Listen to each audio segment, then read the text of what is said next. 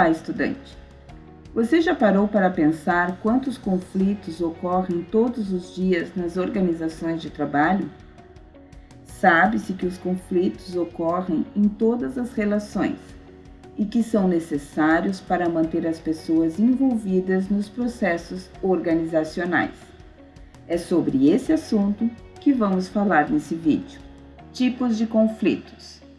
Conflito é um processo no qual uma das partes percebe que os seus interesses estão sendo contrapostos ou negativamente afetados por outra parte. Mas um conflito nem sempre é ruim. Chamamos de conflito funcional quando este é benéfico para as metas e objetivos da organização. De forma análoga, o conflito disfuncional é prejudicial às metas e objetivos da organização. Conflito disfuncional. O conflito pode ser disfuncional por várias razões e reações naturais das pessoas, gerando diversos impactos. Um conflito entre pessoas importantes na administração da empresa pode gerar dúvidas quanto ao futuro da organização para os demais colaboradores, criando um ambiente de incertezas.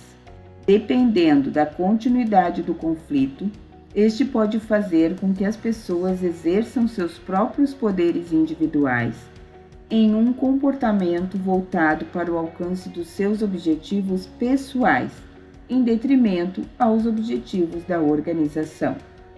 Quando um conflito repercute em toda a organização, os colaboradores acabam se posicionando para uma ou outra parte, o que pode exercer efeitos negativos nas relações interpessoais. Por fim, são necessários tempo, recursos e energia emocional para lidar com um conflito, tanto em nível interpessoal quanto organizacional. Conflito funcional. Dependendo da área da administração, os gerentes gastam de 25% a 50% do seu tempo lidando com conflitos, o que faz com que a administração de conflitos tenha igual ou maior importância que ações comuns da gestão, como planejamento, comunicação e tomada de decisão. Esta ação da gestão sobre os conflitos deve ocorrer sempre pensando nos interesses da organização. É possível, a partir de uma disputa ou desacordo, transformar a dificuldade em oportunidade, promovendo maiores níveis de desempenho, aumento da motivação, da criatividade e das mudanças construtivas para a resolução do problema. Segundo Hill, se vislumbrarmos sempre o cenário desejado para depois do conflito, é possível que se atinja uma situação melhor que a anterior, com consequências funcionais para as organizações, tais como a facilitação da mudança, melhor resolução dos problemas ou melhor tomada de decisão, moral mais elevada e coesão dentro de um grupo, baseado no conflito com outros grupos, maior espontaneidade na comunicação e o estímulo da criatividade, por conseguinte, da produtividade. O conflito por mexer com o emocional da equipe traz espontaneidade e criatividade e revela desavenças que normalmente ficariam escondidas. Se bem administrado, o resultado pós-conflito, indiferente de ser vitória ou derrota, sempre é uma equipe amadurecida e unida, com mais um aprendizado em comum. Resultado do conflito. Os conflitos não são como um esporte, em que as regras sempre apontam para uma vitória, empate ou derrota. Muitos conflitos são resolvidos de forma que fica difícil distinguir se houve vencedores, mas podemos classificar o resultado de um conflito segundo essas classificações. Perde-perde. Resultado em que existe o entendimento de que nenhuma das partes obteve aquilo que almejava, ou seja, todos perdem e ninguém cede ao conflito. ganha-perde ou perde-ganha. Nesse resultado, é possível perceber que somente uma das partes satisfaz seus objetivos, sendo desvantajoso a outra parte. Conciliação. Esse resultado ocorre quando ambas as partes abrem mão de alguma coisa para receber outra em troca, e a conciliação é a solução aceita para a resolução do conflito. Ganha-ganha. Essa situação ocorre quando ambas as partes obtêm êxito naquilo que desejam. Não é fácil intermediar conflitos, mas com cooperativismo, criatividade e comunicação, é possível fazer com que os conflitos acabem com sucesso e todos se realizem em suas aspirações. Respostas ao conflito. A forma como reagimos a um conflito é determinante no resultado obtido, e isto pode estar diretamente ligado às suas características da sua equipe. Uma equipe pode tentar vencer um conflito a todo custo, enquanto outra pode tentar assegurar que tanto as suas questões quanto as questões da outra parte sejam atendidas da melhor forma possível. Cada resposta é descrita em termos de assertividade e cooperativismo.